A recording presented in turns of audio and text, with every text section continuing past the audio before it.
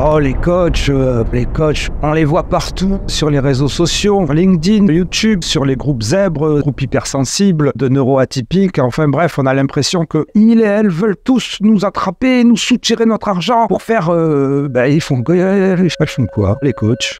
Il y a quelques mois, Thomas Durand, le célébrissime Acer Mendax ou Mendax, enfin bref, de l'excellentissime chaîne d'esprit critique La Tranche en Biais, avait déclaré dans une de ses vidéos qu'il n'avait jamais rencontré de coach intègre et honnête et qu'il ne savait même pas si ça existait. Alors j'ai relevé le challenge. Vous êtes les bienvenus sur Intensément Podcast, je suis Raph et pour vous, j'ai rencontré 2 coachs intègres, férus d'esprit critique et de connaissances basés sur les preuves. Et comme par hasard, toutes les 2 soutiennent Intensément Podcast, qui, comme vous le savez, est à la recherche des infos les plus fiables possibles sur l'univers au potentiel intellectuel, HPI, neuroatypique et compagnie. Et comme par hasard, toutes les 2 s'appellent Anne. J'ai trouvé ça suspicieux, non ? En tout cas, vous allez voir ces 2 ânes, ces deux ânes n'ont pas leur langue dans la poche lorsqu'il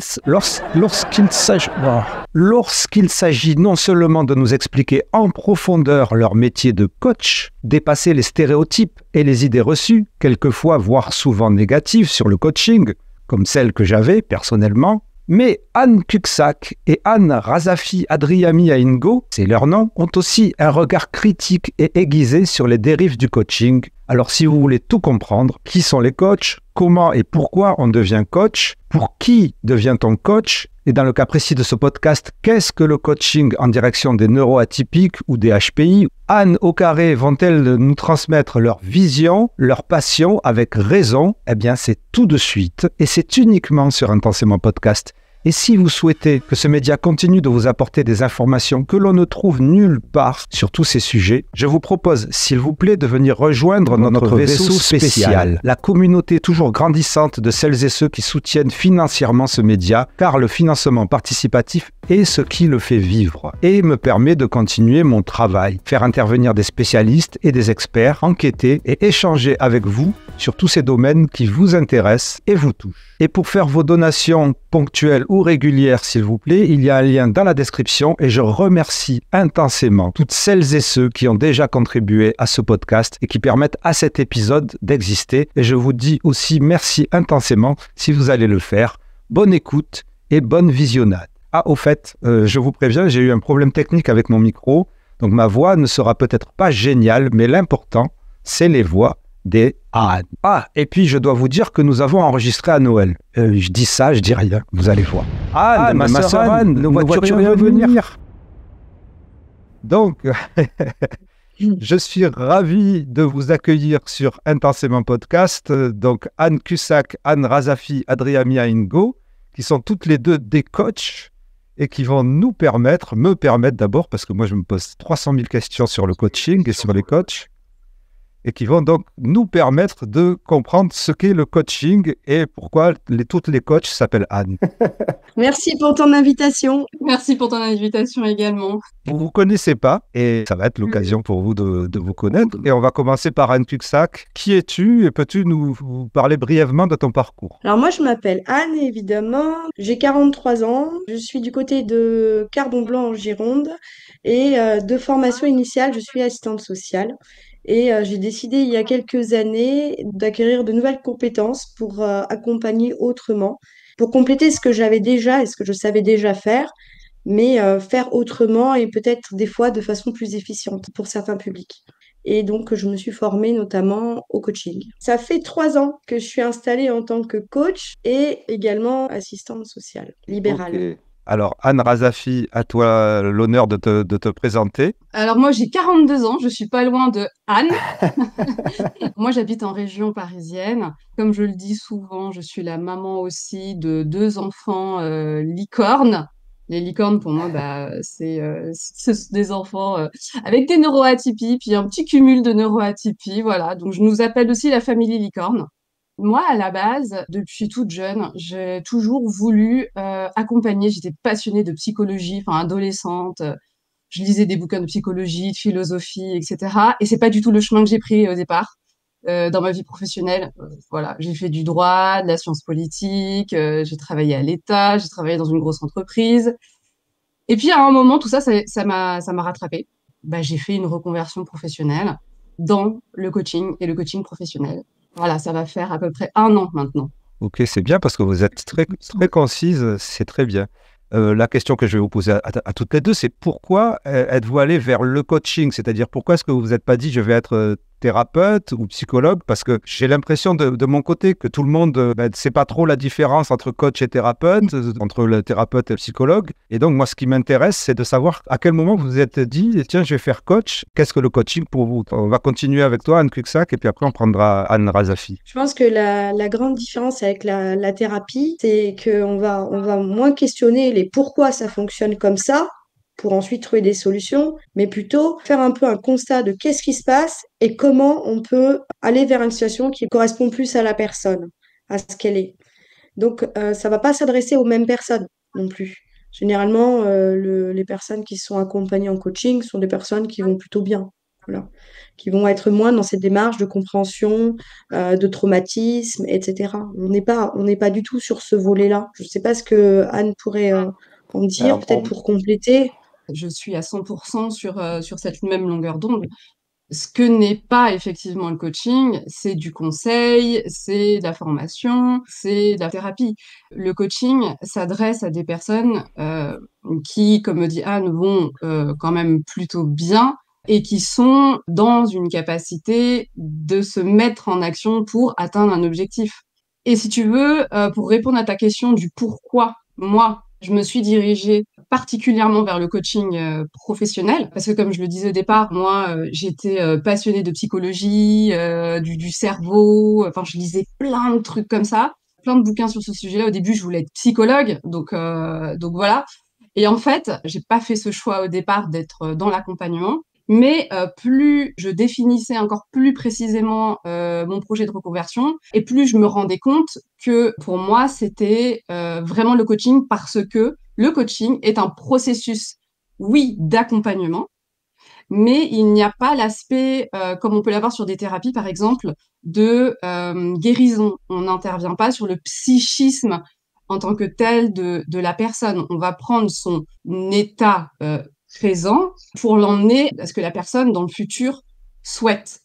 Donc et moi, ce que j'adore sur le coaching, ça veut pas dire que j'aime pas la thérapie, hein, pas du tout, mais moi, sur le coaching, c'est vraiment cet aspect opérationnelle, mise en action sur la base des ressources des personnes, de comment, à partir du présent et du futur voulu, elle va mettre en musique les ressources, les compétences, comment réapprendre aussi parfois à se connaître. Enfin voilà, c'est vraiment pour moi l'aspect hyper pratico-pratique et orienté solution. Vraiment. Et ça, j'adore. J'adore.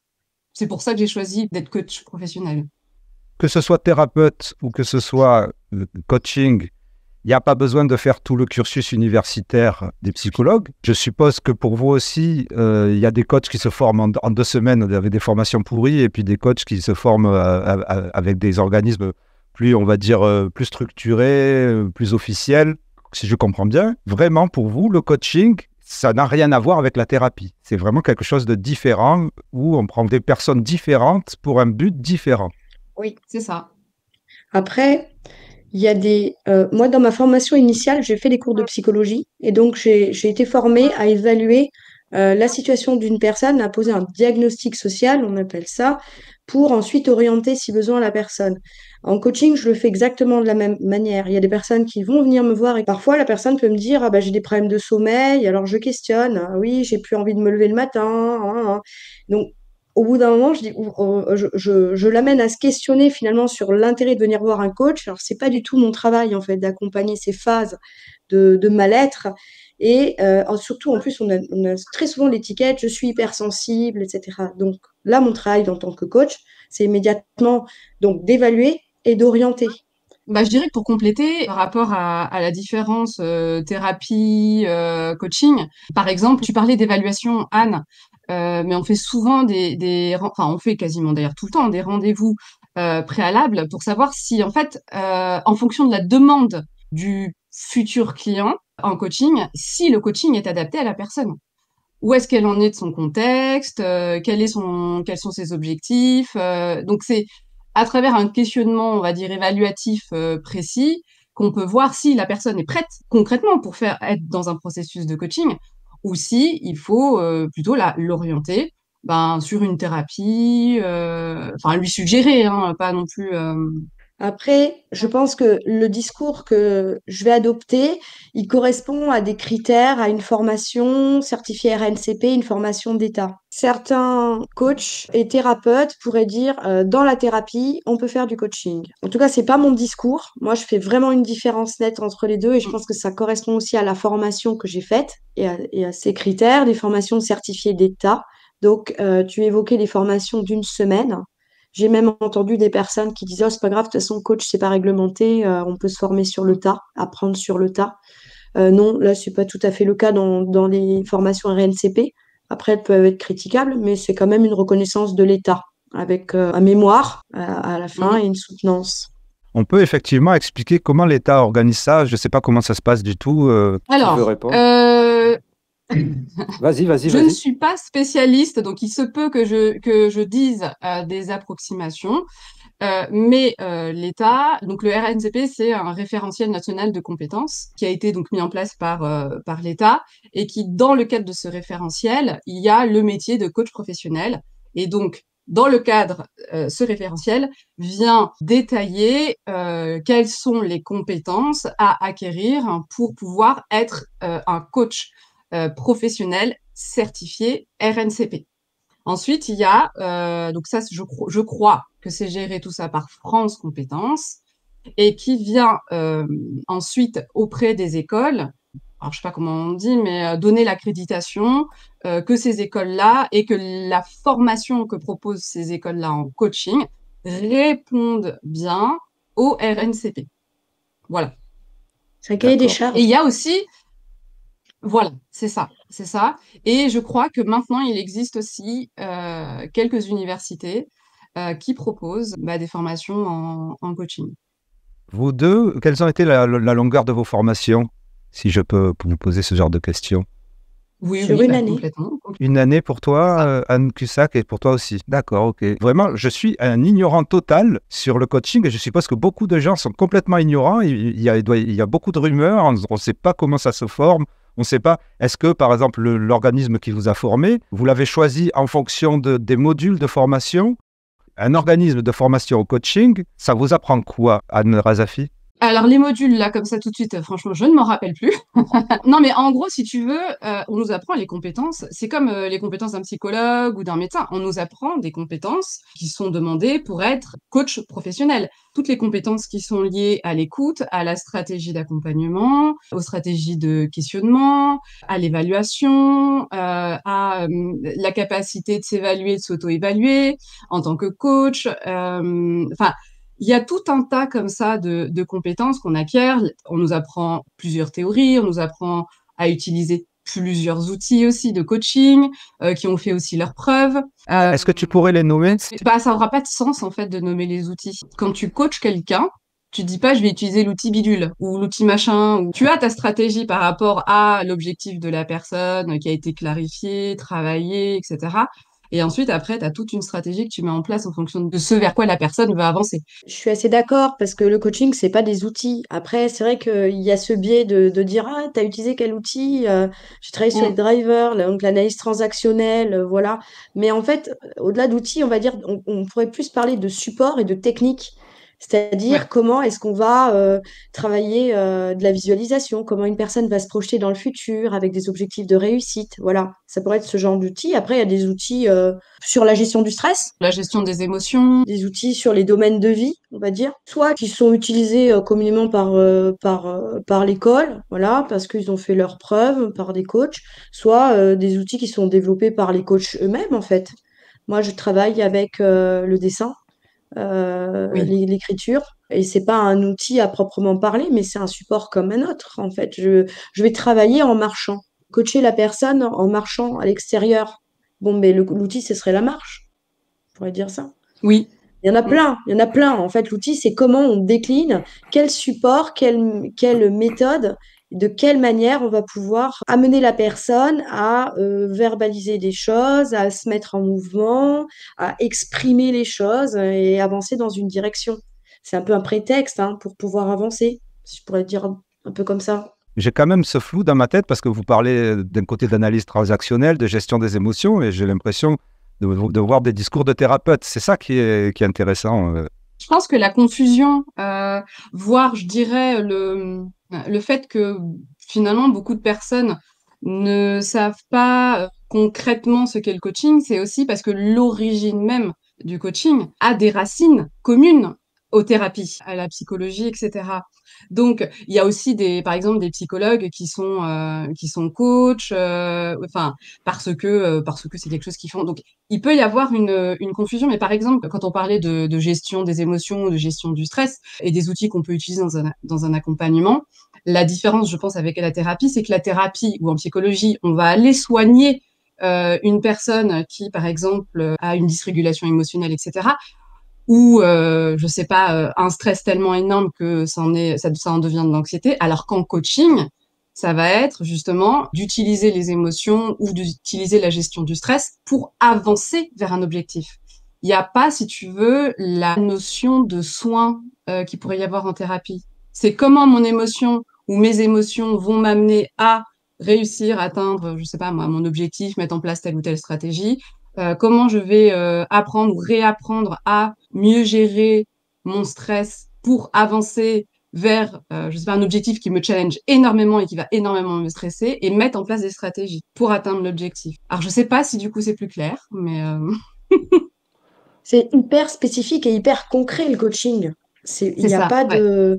on va pas balayer toutes les sphères de la vie. Pourquoi la personne a un traumatisme.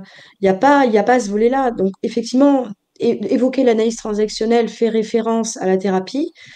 Pour autant, là, je fais référence à juste les drivers, la théorie des drivers, soit fort, soit parfait, et comment finalement mettre en évidence un driver ou deux prédominants, et comment la personne peut tester, voilà, dans son environnement le fait de se comporter autrement. Voilà, c'était aussi simple que ça.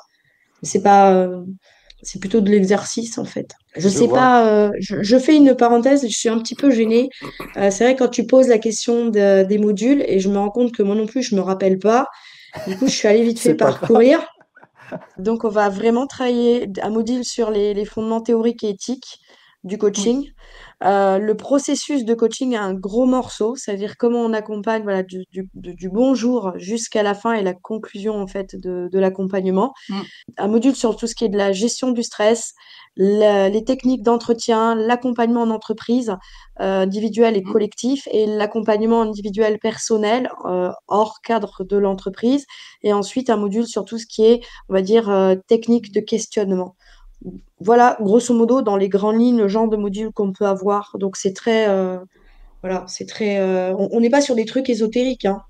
Oui, oui, oui, C'est c'est génial, normé. merci. Ouais, ouais, C'est ouais, très ouais. normé. Ce sera intéressant de partager cette information, c'est clair.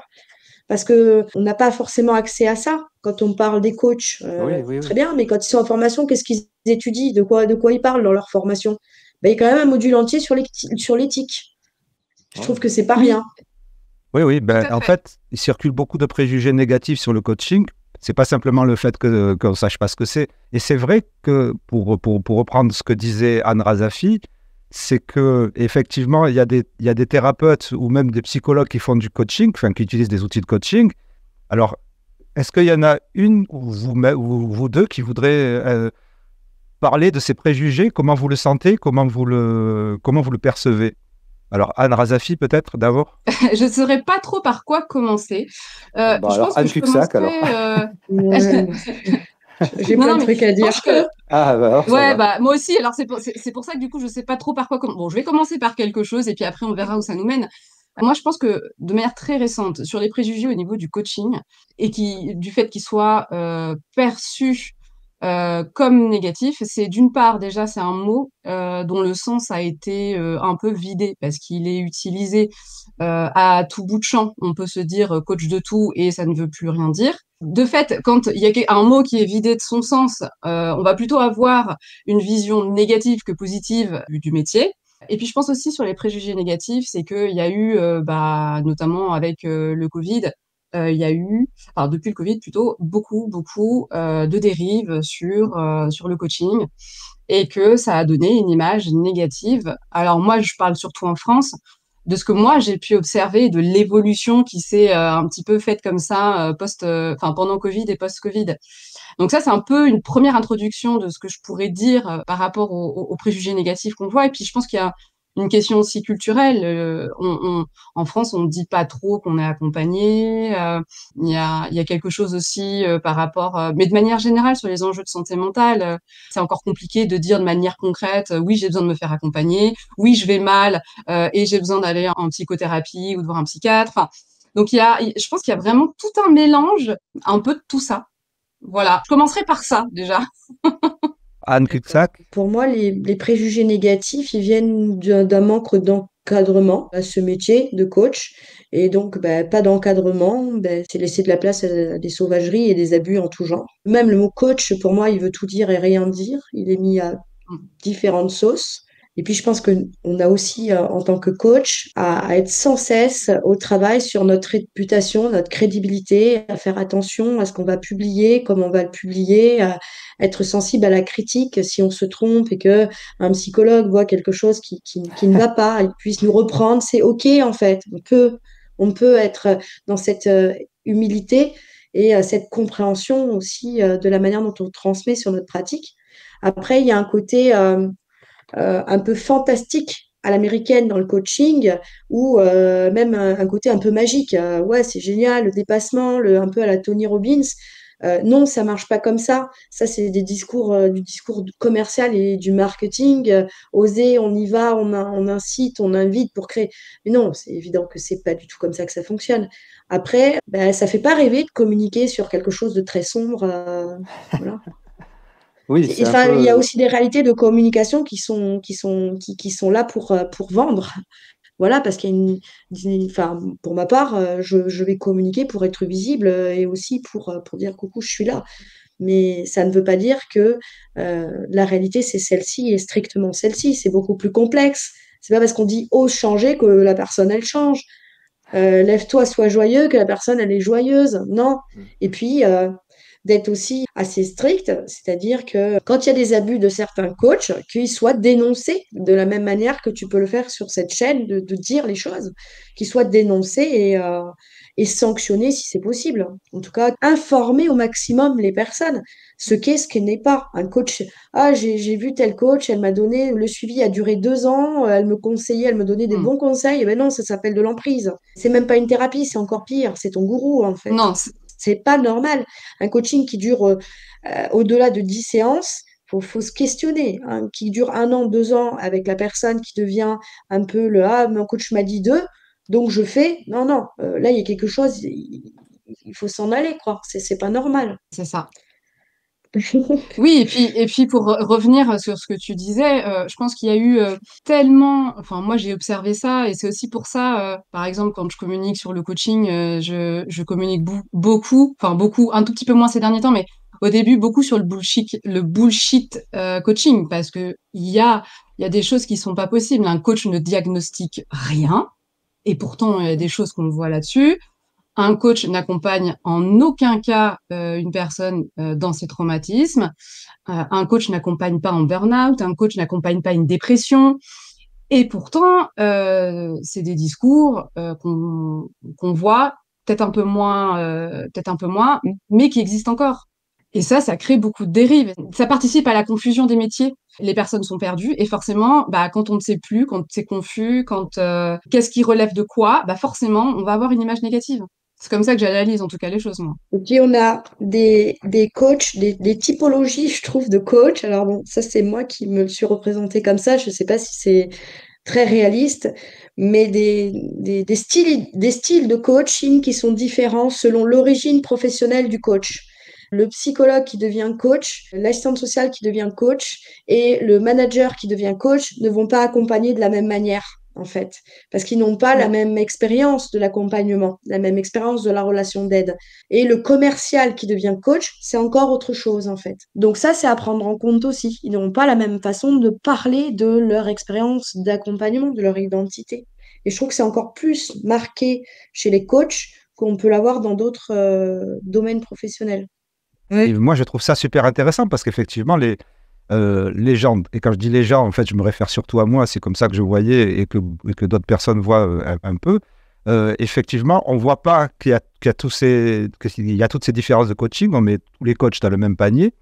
Et effectivement, j'ai découvert grâce à vous et grâce à d'autres personnes aussi, qu'il y a dans le coaching la même chose que l'on voit dans les thérapies ou dans les psychologues, c'est-à-dire qu'il y a un certain appel, comme vous disiez, aux pseudosciences ou plutôt à des pseudo-outils que vous n'utiliseriez pas vous-même, qui êtes plutôt toutes les deux, c'est comme ça qu'on s'est rencontrés, puisque vous êtes des followers du podcast. Toutes les deux, vous êtes dans l'esprit critique, vous êtes dans une recherche d'honnêteté et de sincérité dans vos démarches, d'expliquer vos outils, pourquoi ça marche pas, de dénoncer les dérives. Mais nous, de notre côté, on ne sait pas quelles sont les dérives. Et dans le coaching, encore moins, puisqu'on ne sait pas ce qu'est le coaching. Donc, on ne sait pas quels sont les outils qui risquent de mener vers ce que tu as appelé une emprise ou vers telle ou telle démarche qui ne serait pas la bonne. Enfin bref, on est complètement perdu. Alors, si vous voulez rajouter quelque chose dessus. En fait, je pense que s'il fallait donner des repères aux personnes pour savoir ce qu'est le coaching, en fait, c'est ça. C'est-à-dire ne plus être perdu par rapport aux pléthores de choses qu'on voit. C'est que le coaching va accompagner une personne en fonction de sa demande sur un objectif précis, sur un temps donné, en partant de son présent pour aller vers le futur. Et après, dans ce processus-là, on va aborder beaucoup de choses, dont les ressources de la personne, ses obstacles, etc. Mais ça n'est en aucun cas, par exemple, de la psychothérapie. Et je pense que ce qui peut, c'est aussi un des repères, c'est vraiment le fait c'est une relation qui est contractualisée et qui est déterminée aussi dans le temps avec des obligations, avec une déontologie qui est appliquée, etc. Un des repères aussi, c'est que c'est pour moi qui est important, c'est que le coach explique bien son métier. Que la personne peut demander pour avoir des repères les diplômes de la personne, comme ça la personne peut aller vérifier si peut faire ses propres vérifications, parce que je trouve que c'est hyper important. Et aussi cette notion de timing dans le temps. Un coaching, c'est ça, il y a un début et il y a une fin. Normalement, quand on rentre en coaching, après, on n'a plus besoin de son coach. C'est-à-dire que le coach va, au fur et à mesure, comme disparaître parce que la personne a atteint son objectif et c'est OK. Et on se dit au revoir parce qu'elle a atteint son objectif. Anne, 100% raison. S'il n'y a pas d'objectif, il n'y a pas de coaching possible. Ça veut dire qu'on travaille dans le vide, on travaille dans le vague. L'objectif, c'est quelque chose de concret. On sait où on va, on sait ce qu'on veut atteindre. Objectif, je vais marcher tous les jours 1 heure. Ça, c'est un objectif. Pendant tant de temps, on sait, il y a une date, c'est précis, c'est clair, on sait que c'est atteignable, pas atteignable, ça a été évalué, déterminé. Le processus de coaching, c'est d'abord déterminer un objectif clair, précis, dans lequel la personne peut se repérer et se projeter et elle est accompagnée à l'atteindre. S'il n'y a pas cette dimension d'objectif, ce n'est pas du coaching. Ça s'appelle soit une thérapie, soit du vent. Voilà. C'est ou quelque chose en tout cas qui nuit à la personne, à l'intérêt de la personne. Oui. Peut-être vous pouvez préciser toutes les deux quelle sorte de coaching vous faites, et puis après on va passer au neuroatypisme, justement parce que de toute manière, Anne Razafi Adriamiaingo, tu seras obligée de parler du neuroatypisme avec ton coaching à toi. Donc Anne Cuxac, comment pourrais-tu décrire le type de coaching que tu fais toi, de ton côté ? Qu'est-ce que tu proposes aux gens ? Je me propose de les accompagner sur tout ce qui concerne la confiance en soi dans l'atteinte de leur objectif. Mettre du sens, trouver de la motivation pour pouvoir avancer, réaliser des projets qui sont importants pour ces personnes. Ça peut être très en lien aussi avec la nature, la marche, etc. Trouver du sens, de la motivation et construire le projet avec ambition, etc. Ce serait ça, mon coaching. Donc, il n'y a pas de public particulier, c'est tout public. Et en général, les gens viennent te voir sur un problème de confiance en soi professionnel ou familial ou social ? Les deux. Par contre, il y a une chose qui revient régulièrement. Alors, c'est certainement parce que j'ai voulu faire des ateliers, on va dire, sur tout ce qui est hypersensibilité, etc., pour expliquer en fait et être dans une démarche plus de prévention et non pas regrouper les hypersensibles entre eux pour qu'ils soient ah super, on est tous hypersensibles. Non, c'était pas ça. Mais ça, c'est quelque chose qui est assez rayonné et il y a de fait des personnes qui, oui, mais on sait que vous connaissez le sujet sur l'hypersensibilité, donc des personnes qui vont se présenter, j'ai pas confiance et je suis hypersensible, c'est quelque chose qui revient assez régulièrement. Ou D'accord. je suis surdouée. Et pourtant, je ne fais pas du tout de publicité en ce sens. Pas du tout. Mais donc, tu es concerné par l'autisme, en tout cas, Oui. dans ta vie Et personnelle. le HPI, oui. Tu connais tous ces domaines. Je m'y suis beaucoup intéressée durant de nombreuses années. Et c'est aussi la raison pour laquelle j'avais fait mon mémoire sur le HPI. Ok. Alors, Anne Razafi Andriami Ngo, toi, tu te positionnes sur un public neuroatypique. Alors, donc, quel type de coaching tu proposes? Pour qui et pourquoi? Alors, pour répondre au type de coaching, alors le mot type me gêne un peu, mais en fait, moi, donc, je propose pour l'instant des coachings individuels pour les personnes qui ont envie d'établir et d'atteindre un changement qui les challenge et qui ne savent pas par quel bout prendre les choses, qui se sentent vraiment perdus, en insécurité, mais qui ont réellement envie d'arriver au point A, B, Z, etc. Je crois qu'une des questions que j'ai toujours eu un peu comme ça quand j'observais les personnes, parce que j'observe beaucoup le monde de manière générale, et à un moment, et je me disais toujours, mais pourquoi les gens n'arrivent pas à changer?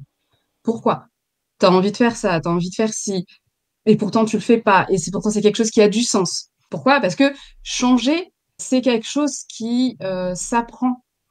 C'est un peu comme une compétence, et c'est pour ça que mon type et ma forme de coaching, c'est sur le changement et d'accompagner les personnes à comprendre ce processus-là et aussi à lever leurs obstacles et retrouver le sens. Et ça vient aussi aborder toutes les questions aussi que j'adore, de confiance en soi, de gestion des émotions, gestion de stress. Donc voilà. Donc si tu veux, mon type de coaching, c'est vraiment tout ce qui est lié au changement. Et à l'intérieur de ça, on aborde beaucoup d'aspects en fonction toujours et de la demande du client et de son objectif.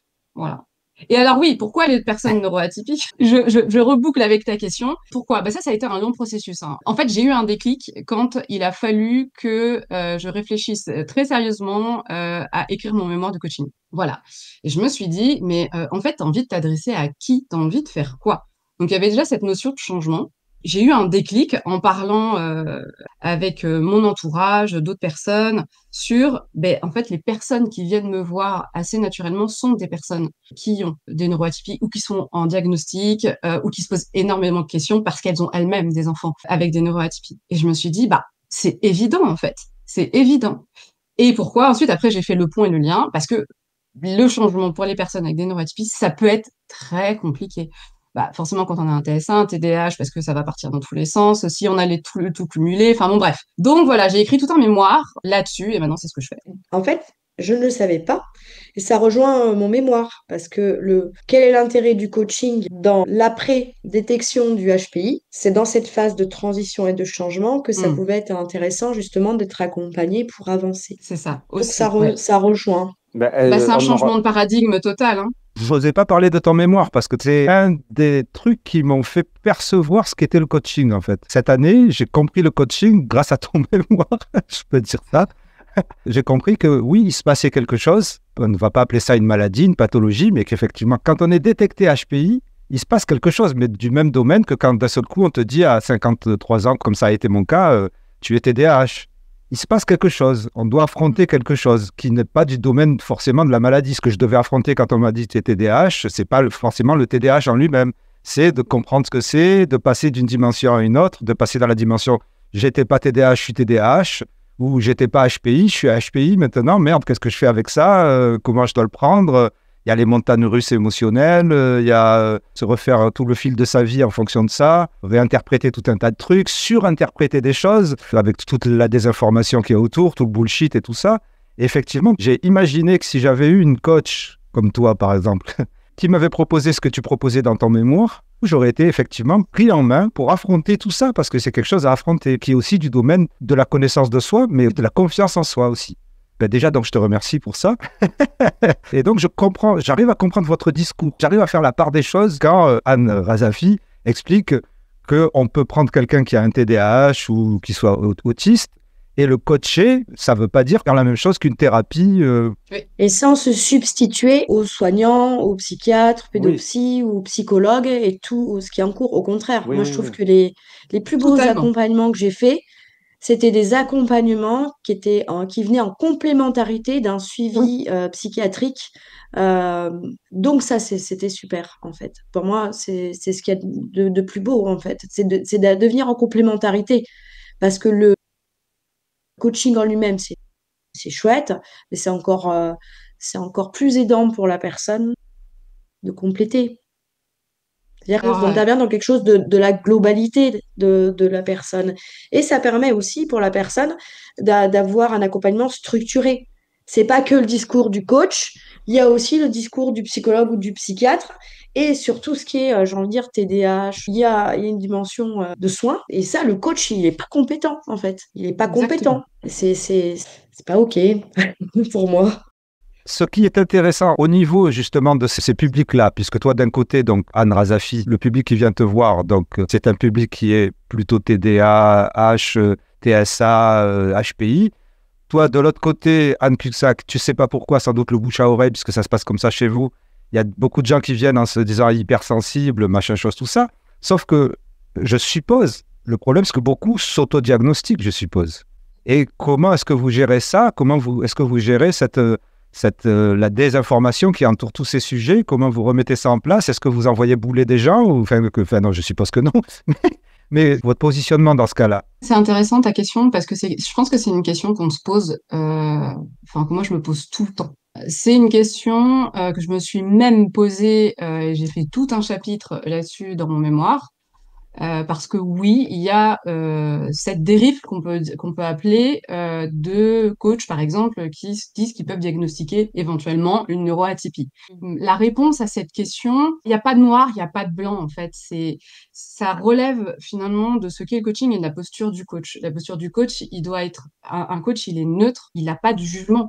Donc, s'il y a une personne qui vient me voir et qui me dit j'ai envie de changer telle chose, j'ai un TDAH et j'arrive pas à faire je sais pas quoi et donc je vais atteindre ça, moi j'ai pas à juger, j'ai pas à dire ah ben t'as été diagnostiqué comment tu sais, enfin tu vois ce que je veux dire. Donc c'est vrai que c'est un sujet qui est c'est un sujet un peu complexe. Oui, quand on dit on n'a pas de jugement en tant que coach, quand une personne se présente et qu'elle déclare certaines choses, on n'est pas là pour la juger, lui dire que c'est vrai ou pas vrai. Ok. Par contre, si une personne nous raconte que comme elle est hypersensible, ça justifie le fait qu'elle s'énerve sur tout le monde, qu'elle crie, ça m'est déjà arrivé d'entendre ce genre de discours. Moi, concrètement, pour moi, dans notre métier, il y a aussi une démarche de prévention et d'information et de transmission de savoir fiable qui font consensus. Donc, concrètement, sur toutes ces questions d'hypersensibilité, moi, je n'hésite pas à transmettre des podcasts, à donner l'information avec mes mots et ensuite à communiquer autrement par boîte mail avec des liens où je sais que les personnes vont avoir l'information et vont pouvoir continuer de mettre à l'œuvre de la réflexion par rapport à ce qu'elles ont déclaré, sans pour autant dire non, c'est pas ça, parce que de toute façon, ça fonctionnerait pas, elle m'écouterait pas la personne. Mais par contre, mais je suis tout à fait d'accord avec ça, de lui montrer différents chemins. Donc oui, je vais pas la juger en lui disant que c'est bien ou pas bien ce qu'elle me dit, c'est vrai ou pas, mais je vais lui donner des clés pour lui dire peut-être que si vous percevez les choses de cette manière, peut-être que ça peut vous amener aussi à vous comporter de certaines manières qui justement vous conviennent pas. Et peut-être que vous pouvez les voir autrement et donc montrer du choix en fait. Tu vois, par rapport à ça, tu posais la question à un moment tout à l'heure, Raph, sur comment on communique, le contenu, etc. Si tu veux, moi, c'est pas que je règle, mais dans ma communication aussi, j'essaye de donner beaucoup d'informations tant que possible sur le TDAH, parfois le TSA, HPI, enfin voilà, en essayant d'amener les personnes sur des informations qui sont fiables. Donc, si tu veux, ça fait, je pense, j'ai pas encore fait d'analyse là-dessus, mais je pense que ça fait aussi, tu vois, quelque part le tri. Oui. Ce qui est fascinant, c'est que j'ai la chance de connaître plusieurs thérapeutes et que je me rends compte que le problème, entre guillemets, de gens qui se pensent hypersensibles ou HPI sans avoir fait de test, en s'étant autodiagnostiqués, en ayant des idées fausses sur l'hypersensibilité ou sur le HPI, c'est vraiment très présent dans leur clientèle Et autant j'imaginais ça de ton côté, Anne Razafi, mais autant j'étais loin d'imaginer que sur un public généraliste qui s'intéresserait à la confiance en soi de Anne Cuxac, j'étais loin d'imaginer qu'il allait y avoir des personnes qui arriveraient et dont le problème de confiance en eux, ça serait qu'ils seraient hypersensibles, HPI, tout ça, quoi. J'imaginais pas ça comme ça, en fait. Moi, je pense que ça peut s'expliquer parce que c'est des sujets qui sont très à la mode. Il y a aussi ça, hein, il y a aussi ce biais. Je vais voir le coach parce que c'est moins sérieux que si je vais voir un psy. Parce que j'en ai déjà vu des psys, mais si je vais les voir, ben non, bah non, parce que c'est-à-dire peut-être je vais pas. Voilà, il y a aussi cette dynamique, hein. Donc bah et puis je suis hypersensible, donc ça vient excuser et donner une raison de voilà pendant ce temps-là, bah je me regarde pas vraiment en fait, je suis pas dans le miroir, je suis hypersensible. Bah, du coup, ça justifie mes comportements. C'est pour ça que j'ai du mal à gérer mes émotions avec tout plein de raccourcis de désinformation. Et puis, j'ai vu telle vidéo sur YouTube qui m'a dit que, alors c'est juste du grand n'importe quoi, mais la personne, elle y croit, parce elle a trouvé des réponses à son mal-être. Donc, ben, elle y croit et elle vient avec des convictions parce qu'elle a regardé une vidéo. Et la vidéo, c'est la vérité, en fait. Bah oui, quand on va pas bien. Et dans ce cas-là, tu la diriges vers une psychologue ou... Moi, je vais l'évaluer. Pour la dernière personne que j'ai eue dans dans ce cas de figure, elle m'a parlé d'hypersensibilité. Je n'ai même pas abordé cette question d'hypersensibilité. Je l'ai amenée pendant 1 heure à réfléchir à comment elle allait et qu'est-ce qu'elle pourrait faire pour elle, en fait, pour aller mieux. Enfin, voilà, j'ai construit cette séance pour l'amener à prendre elle-même la décision de ne pas signer de contrat avec moi et plutôt d'aller choisir entre aller voir le psychologue pour aller mieux, qu'elle connaît déjà, ou revenir me voir dans un second temps, ou ne pas revenir du tout me voir. C'est-à-dire j'ai posé tous les choix en lui disant prenez le temps, et 2 jours plus tard, elle m'a renvoyé un message en me disant que elle pense qu'elle avait besoin de consulter, quoi. Alors, j'aurais pu l'accompagner, mais ça serait allé nulle part en fait, parce que c'est une personne qui était en souffrance. Une personne, ça relevait pas du coaching. Et moi, c'est pas mon travail de d'accompagner cette souffrance. Je dors pas bien, j'ai plus envie de dormir, j'ai des idées noires, j'ai plus envie de travailler, j'ai plus envie de me lever le matin. C'est pas mon boulot. C'est Oui, pas mon oui. boulot. Le coaching, c'est quelque chose de très joyeux, c'est quelque chose de très dynamique et tout. Donc, comment j'ai fait? Ben, je l'amène à ce que ce soit pas moi qui lui dise il faut aller voir un psychologue, mais à ce que la personne d'elle-même prenne la décision de contacter le psychologue. Et c'est ce qui s'est passé. Et ça, c'est tout juste pour moi. Enfin, je veux dire, je pense que c'était la meilleure situation pour cette personne. En tout cas, l'une des meilleures. Ben, félicitations. Alors, j'imagine que pour toi, Anne Razafi, ça doit être complètement différent parce que pour moi, quelqu'un qui est TDAH, quelqu'un qui est TSA, quelqu'un qui a des 10, entre guillemets, par définition, il y a quelque part un élément d'impact négatif dans la vie. Donc, faire la part des choses, ça doit pas être évident. On en revient en fait à ce qu'on disait un peu au début. Moi, ce que je rajouterais, c'est que le coaching, il est vraiment fait pour assurer la sécurité du client. Donc, quand on veut entrer en coaching, on a toujours un entretien, on a toujours un échange gratuit avec la personne, et c'est à travers un peu tout ce qu'on a appris, toutes les stratégies de questionnement, même si on n'est pas dans du coaching, mais on est dans un entretien, toute cette stratégie de questionnement qu'on va avoir avec le potentiel client, qui va déterminer si, par exemple, une personne avec un TDAH est prête à être accompagnée. Est-ce que ça relève pas plus d'autres choses? Moi, ça m'est arrivé d'avoir eu un échange comme ça avec une personne qui avait été diagnostiquée récemment, et à travers notre échange et le questionnement, elle s'est juste rendue compte, elle toute seule, de se dire, ah, oui, alors non, je suis pas prête à m'engager dans un processus de coaching, parce qu'en fait, elle avait besoin de prendre d'abord soin, de son cerveau, d'être plutôt donc en thérapie, comprendre comment elle fonctionne, avoir de la psychoéducation, apprendre à soigner peut-être ces dysrégulations émotionnelles, enfin, etc., etc. Voilà, je dirais, c'est par la stratégie de questionnement lors de cet entretien gratuit qu'on va voir que le coaching est fait pour une personne qui a un TDAH, un TSA, le tout cumulé, etc. Et cette phase-là est super importante. C'est pour ça qu'on prend du temps avec le potentiel client de discuter justement et d'expliquer, parce que c'est ça qu'on n'a pas dit, mais on a un rôle aussi d'information et de pédagogie sur ce qu'est le coaching. Et c'est à ce moment-là, alors on le fait, hein. Enfin, moi j'essaye je le fais et j'espère que c'est à peu près clair dans mon contenu pour expliquer ce que c'est.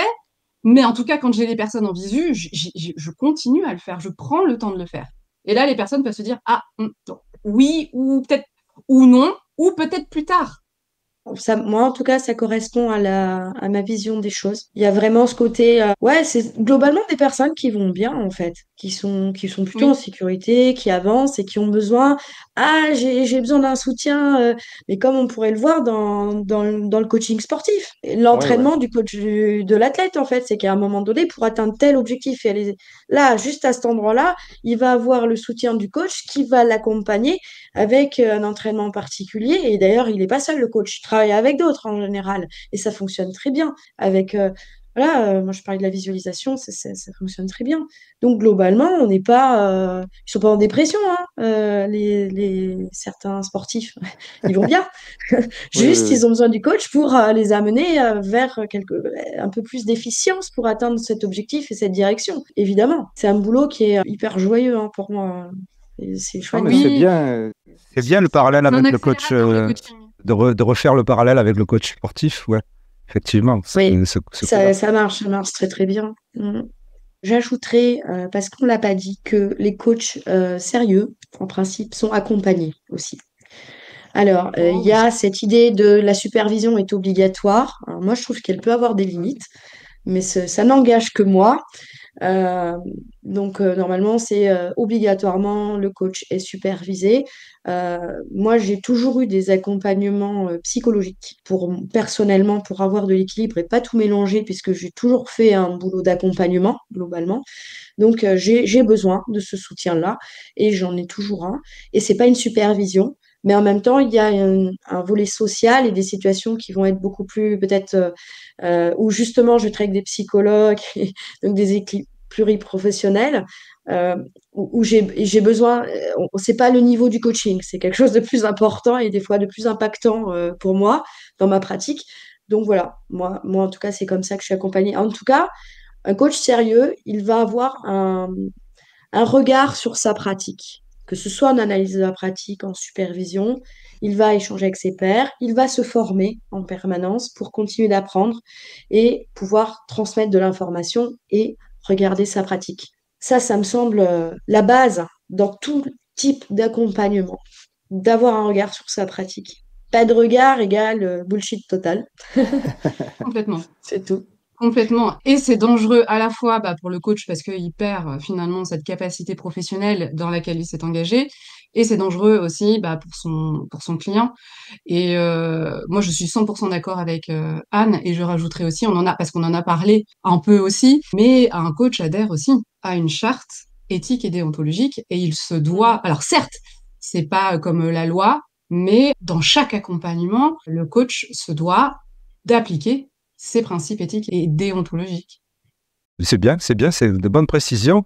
Alors, Anne Cuxac, où voudrais-tu qu'on te retrouve et qu'on te contacte si on veut faire appel à toi? Est-ce qu'on peut parler de ta chaîne? Tu es passionné de rando et tu le fais partager sur une chaîne YouTube qui s'appelle... Le nom de la chaîne, c'est la coach qui marche. En fait, il y a mon pseudo nature, montagne, randonnée qui est Rêve Aventure, la coach qui marche. Et l'école de la confiance en soi, c'est cette école, ce rêve que j'avais eu de pouvoir partager des savoirs, les transmettre de façon collective avec différents professionnels, différents corps de métier. Voilà. D'où l'école de la confiance en soi. Donc, on me trouve facilement, hein, il suffit de taper Anne Cuxac sur Internet et hop, c'est assez facile de me retrouver. Génial. Ben, en tout cas, j'adore ta chaîne de rando. Je te l'ai déjà. Merci. Là, en ce moment, je suis en train de me former pour être animatrice de randonnée pédestre. D'accord. Ça, c'est un projet qui me tient à cœur. Donc, ça va être une certification d'État aussi pour pouvoir accompagner et coacher en randonnée. Donc, ça, c'est chouette. Et toi, Anne Razafi, donc tu es très présente aussi sur les réseaux sociaux, mais tu n'as pas de chaîne de rando par contre. Alors, qu'est-ce que Non. tu fais? Qu'est-ce que tu fais et sur quelle raison? Alors moi, on me contacte assez facilement, soit sur LinkedIn, soit sur Instagram. Voilà, et on peut me retrouver. Alors Instagram, si on a envie d'avoir un peu plus de contenu vidéo, story, où je pose des questions au quotidien en mode coaching pour avancer si besoin. Et donc sur LinkedIn, Oui, mais j'aimerais quand même préciser que même si vous avez un discours assez carré sur le coaching, et même si vous dites qu'il ne faut pas aborder les fantaisies et les petits elfes, vos posts sont quand même super positifs et super inspirants. Vous ne faites pas des posts militaires, quoi. Mais... Alors, pour ma part, je fais du basique. L'idée, c'est simplement d'être présente et de dire coucou, je suis là, mais ça reste très basique et voilà, parce que je suis pas une grande fan des réseaux sociaux, mais j'y Non, suis. mais Ben, tu t'en sors très bien et puis surtout, voilà, il y a ta chaîne de rando. Et puis pour Anne Razafi Andriami à Ingo, ben, franchement, je trouve ça super comique, tes posts pour certains, et inspirant aussi. Merci.